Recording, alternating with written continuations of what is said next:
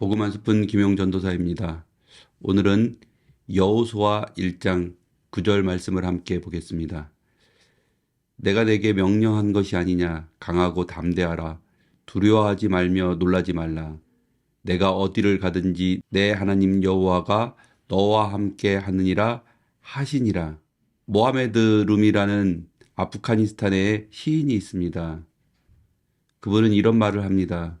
일렁이는 버릇이 있는 물은 바다에 이르러야 잔잔해진다. 이 한 줄의 글을 읽고 한 일주일 정도 마음속 깊은 곳에 어떤 울림이 있었던 것 같습니다. 아마도 그것은 우리 삶이 계속해서 불안하고 안정되지 않는 그런 일렁이는 물 같아서 그래서 그런 생각이 들었지 않았나 이렇게 생각해 봅니다. 불안감과 두려움은 우리 삶에 깊이 들어와서 우리를 지속적으로 흔듭니다. 우리는 모두 일렁이는 불 같은 그런 불안한 삶을 살아가고 있는 것입니다. 인생은 누구나 할 것 없이 삶의 여러 문제로 우리는 불안해합니다.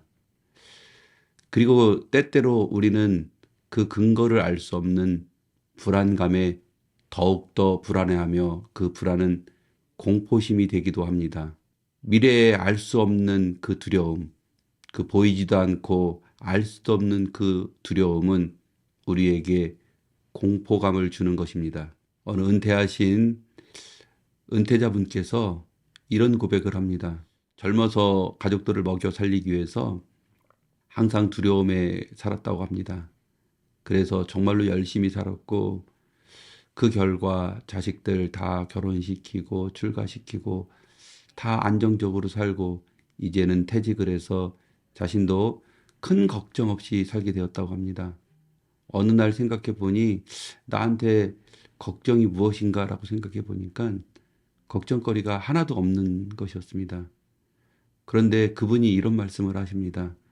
그런데 그 근거를 알 수 없는 내 마음속의 불안과 걱정과 두려움은 계속해서 일어나고 있다는 것입니다. 그러나 생각해 보면 걱정할 거리가 없는데 계속해서 무언가 알 수 없는 두려움. 그 두려움의 정체가 무엇인가 고민을 하고 있다라는 얘기를 들었습니다. 어느 오토바이 사고로 다리를 잃은 환자의 고백을 본 적이 있었습니다. 오토바이 사고로 한쪽 다리를 잃게 됐는데 그 한쪽 다리를 잃은 그 오토바이 환자의 가장 공포스럽고 두려웠던 순간이 언제냐라고 했을 때 이런 고백을 하더라고요. 이제 치료가 되고 많이 회복이 되고 재활을 하는 동안에 하루는 갑자기 엄지발가락이 막 가려워서 엄지발가락을 막 긁으려고 딱 긁었는데 침대 시트만 잡히는 거죠. 엄지발가락이 없는데 절단을 돼서 엄지발가락이 없는데 엄지발가락이 가려운 겁니다. 근데 그 순간 어떤 소름이 끼치고 그리고 두려움을 넘어 어떤 공포감, 아 내가 정말로 다리가 잘렸구나라는 어떤 공포감에 휩싸였다라는 고백을 들은 적이 있습니다. 본문 여호수아에서 시작은 위대한 영적 지도자 모세가 죽음으로 시작합니다.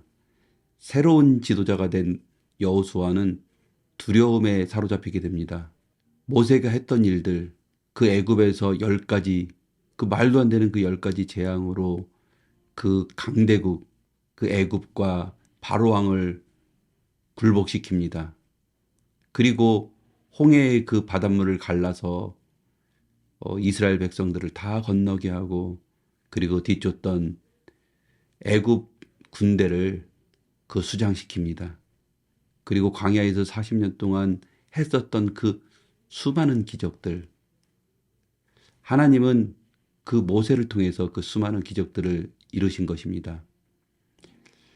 모세는 특별한 사람이었고 하나님께 정말로 쓰임받는 사람이었는데 그 모세의 뒤를 이어 지도자가 된다는 것은 정말로 도망가고 싶은 두려움을 넘어 공포감을 갖게 하기에 충분한 일이었습니다.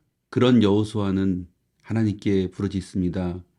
내가 어떻게 모세의 뒤를 이어 이 백성들을 이끌어갈 수 있겠냐라고 묻습니다. 그런 여호수아에게 하나님께서는 걱정하지 말라, 두려워하지 말라고 말하십니다. 그리고 그 두려워하지 않아도 되는 근거로 하나님께서는 강한 무기, 그리고 전쟁에 있을 수 있는 큰 돈, 그런 것을 약속하지 않으십니다. 그리고 이렇게 말씀하십니다.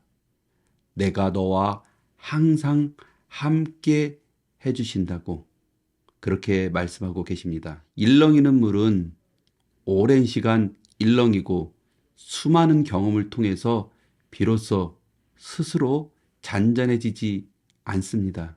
일렁이는 버릇이 있는 물은 큰 바다에 이르렀을 때 잔잔해지는 것입니다. 다시 말해 항상 두려움 속에서 근심하고 살아가고 있는 우리는 크신 하나님, 그 하나님의 품에 이르렀을 때 비로소 잔잔한 평안을 얻게 되는 것입니다. 그렇다면 여호수아가 그렇게 위대하게 느꼈던 그 모세의 시작은 어떻게 됐는지 출애굽기 3장 12절 하나님이 이르시되 내가 반드시 너와 함께 있으리라. 이스라엘의 영웅 모세, 그 모세에게도 똑같이 하신 하나님이신 것입니다.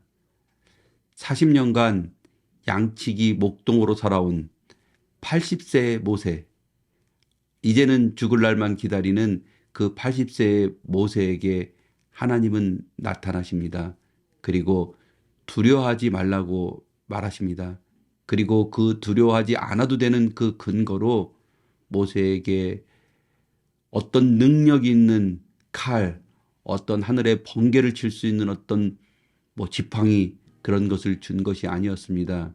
하나님께서는 이렇게 말씀하십니다. 내가 반드시 너와 함께 있으리라. 하나님은 우리와 함께 하신다고 말씀하신 것입니다. 정리하겠습니다. 불완전한 인간인 우리는 모두 삶의 두려움 속에서 살고 있습니다. 그런 불안한 우리는 삶의 성공이나 내 노력으로 그 두려움을 이기려 합니다. 그러나 일렁이는 물이 수많은 경험, 험한 계곡을 넘어오고 그리고 깊은 강물 그리고 폭포를 통하고 경험함으로 스스로 잔잔해질 수 없는 것입니다. 일렁이는 물은 큰 바다에 이르렀을 때 그때 비로소 잔잔해지듯 우리 인생도 우리의 성공과 경험, 연륜을 통해 뭔가 평안을 누릴 수 없다고 말하고 있는 것입니다. 우리의 인생은 우리를 지으시고 우리의 아버지 되시는 하나님, 그 아버지의 품에 이르렀을 때 그때 비로소 진정한 평안을 얻을 수 있는 것입니다. 모세와 함께 하신 하나님, 여호수아와 함께 하신 하나님, 그 하나님 우리 아버지께서 이제 우리와 함께 하신다고 말씀하고 계신 것입니다. 그리고 끝으로 지금 우리 중에 삶의 문제를 만나 아무것도 할 수 없고 두려움에 빠져 있는 주의 백성들이 있습니다. 모든 걸 다 자포자기할 수밖에 없는, 내 실력으로 아무것도 할 수 없는, 그래서 삶의 근심을 넘어 두려움이 공포감으로 되고 있는 그 주의 백성, 그분들에게 이렇게 말하고 싶습니다. 지금 당신은 모세가 하나님을 만나고 여호수아가 하나님을 만나던 그 때와 같은 시간을 걷고 있다고. 그러니 우리는 이제 내 노력, 나의 실력을 다 내려놓고 하나님 앞에 서면 되는 것입니다. 그리고 이렇게 고백하면 되는 것입니다. 하나님, 이제 저에게 오셔서 저와 함께 해주시고 저를 자녀 삼아 주시고 저의 아버지가 되어 주십시오. 그리고 그때 우리는 비로소 그 크신 하나님, 그 아버지의 품에 들어가 평안한 삶, 잔잔한 삶을 경험하게 될 것입니다.